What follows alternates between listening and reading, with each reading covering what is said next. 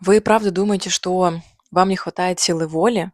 Это спорт, режим, 100-500 новых привычек с понедельника, но через 3 дня заводим, снова старую шарманку, как говорится. Но дело не в лени, и дело даже не в детстве. Когда мы резко решаем начать новую жизнь, мозг воспринимает это как угрозу. По-научному у нас есть 2 части мозга. Одна стремится к развитию, другая к сохранению того, что она уже создала, к гомеостазу. И когда мы пытаемся изменить жизнь за 30 дней кардинально, то включается защита в виде стресса. Идет сопротивление, и мы возвращаемся к старому привычному укладу. И меняться нужно немного иначе, постепенно, начиная с маленьких шагов, потихоньку добавляя в свою привычную жизнь что-то новое.